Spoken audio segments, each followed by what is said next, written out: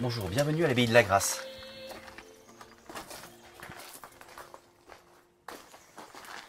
Cette abbaye est située entre Narbonne et Carcassonne, au cœur des Corbières, au pied des Pyrénées.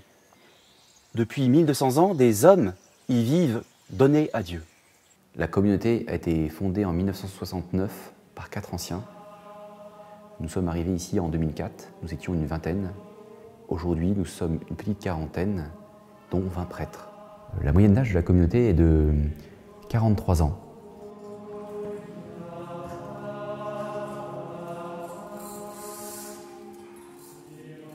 Nous sommes une abbaye qui dépend directement du Saint-Siège, c'est-à-dire du Vatican, du pape. C'est d'abord une famille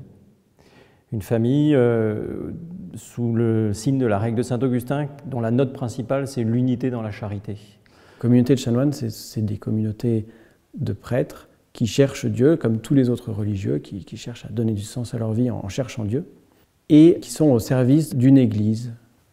Nos journées sont rythmées par la prière. C'est ce qui donne la respiration. Et c'est une respiration en fait d'abord de l'âme, qui a besoin de s'orienter, de se tourner, de parler à Dieu.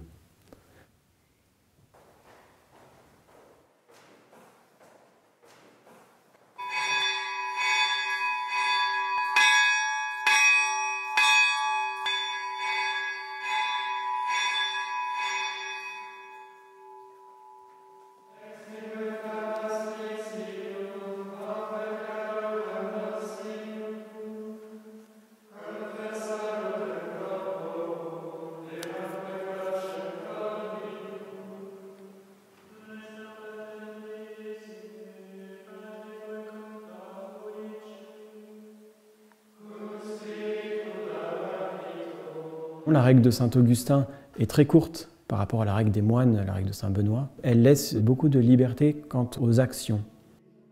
Les chanoines réguliers se distinguent aussi des moines qui, eux, vivent de manière beaucoup plus cloîtrée, beaucoup plus retirée du monde. Un chanoine, justement, est entièrement ouvert au monde pour annoncer le Christ et aussi vivre une vie communautaire au sein de l'abbaye. Ils vont habiter pas trop loin des villes, généralement, pour pouvoir rendre des services comme visiter les malades, s'occuper d'une paroisse, d'un hôpital, d'une école, d'une prison, pourquoi pas. Tout est possible en fait dans la vie d'un chanoine. Il est au service de l'église où il habite. Nous accompagnons aussi des groupes de jeunes, des scouts ou des camps de restauration, de chapelles ou des pèlerinages. Et puis sur le village, nous avons, en lien avec le curé, un apostolat, une mission pour aider au catéchisme, aux préparations au mariage et puis bien sûr aux funérailles. Avant que je rentre à l'abbaye de la Grâce, je ne m'appelais pas François, je m'appelais Jean-Baptiste. Et là, il y a une deuxième fois où Dieu va se manifester.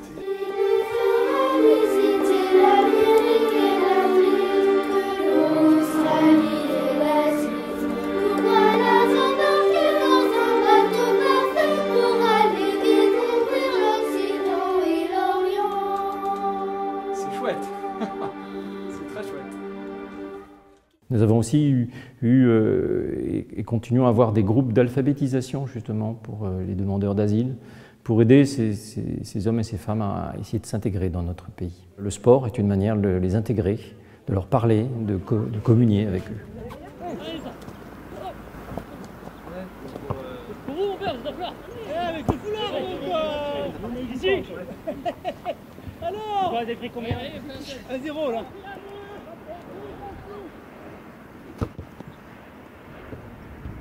Allez, dessus.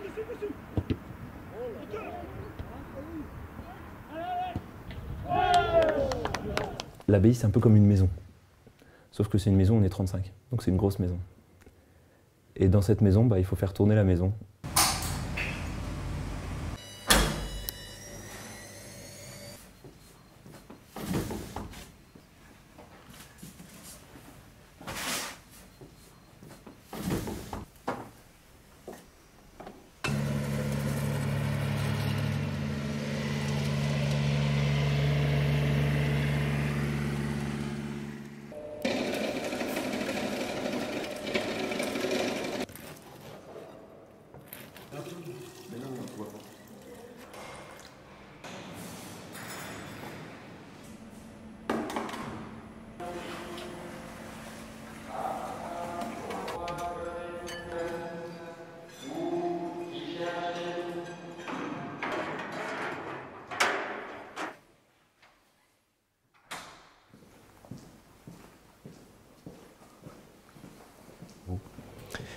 Là, nous allons rentrer dans un sanctuaire autre que celui de l'Église, le sanctuaire des études.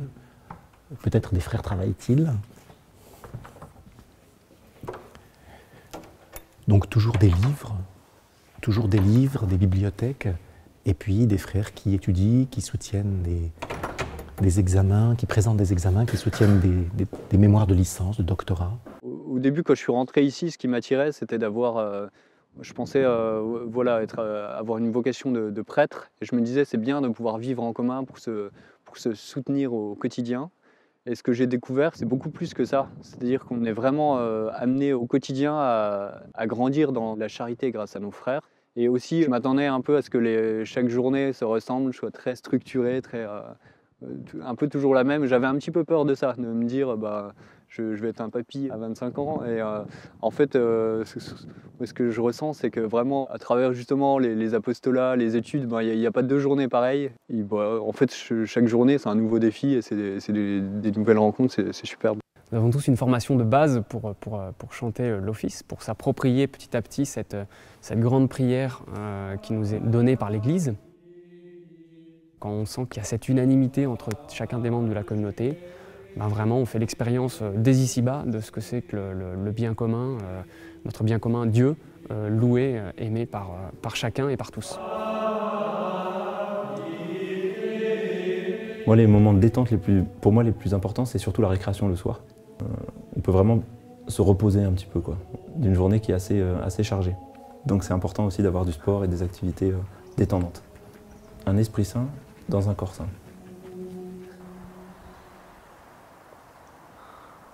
N'importe qui peut sonner à la cloche. Un frère est prévu à la porte pour pouvoir lui répondre et pourquoi pas lui faire visiter l'abbaye ou l'écouter. Le monastère est comme une oasis où chacun peut venir chercher une nourriture ou un peu d'ombre, un peu de paix, un peu de repos. Les frères là, de la grâce ont accompagné des groupes très divers, très différents les uns des autres, avec des ambiances très différentes.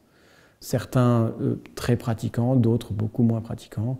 Certains très demandeurs intellectuellement, voulant fouiller, voulant avoir des raisons pour leur foi. D'autres plus tournés vers l'art, le chant, la beauté, la contemplation de la beauté. Quelquefois, nous avons, et même de plus en plus, des visiteurs qui n'ont pas la foi, qui ne connaissent pas Jésus-Christ, mais qui cherchent la paix et qui apprécient que nous leur offrions cette paix-là. Et nous prions dans nos cœurs pour qu'ils découvrent que l'auteur de cette paix, c'est Jésus. Parce que chaque dimanche, en fait, il y a beaucoup de gens qui viennent à la messe ici.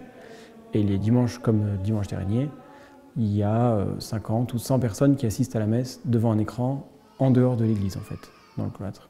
Voilà, l'idée, c'est de pouvoir avoir un lieu de culte qui puisse accueillir tous les gens qui voudraient venir ici à la messe.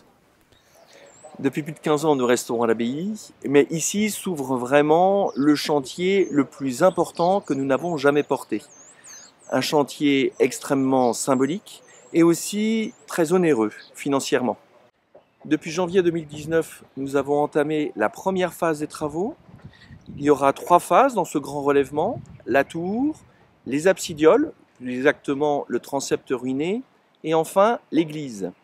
La tour a été échafaudée donc il y a seulement quelques mois, en janvier.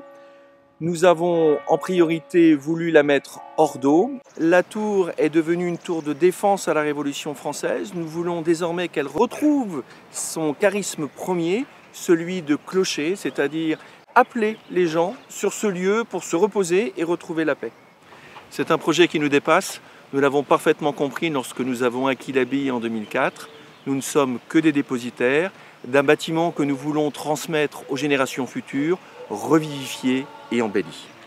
Je pense vraiment que notre chantier est un signe et en même temps un défi, une restauration qui indique le sens que nous donnons au passé, non pas pour le faire vivre tel qu'il a été, mais pour être un support de transmission de la beauté et des valeurs, et en particulier un signe tourné vers le futur, parce que ce défi, nous voulons le mener pour exprimer l'espérance que nous avons dans la vie, dans la joie, dans la paix qui peut être transmise tout simplement en ressuscitant un bâtiment, une abbaye comme celle-ci.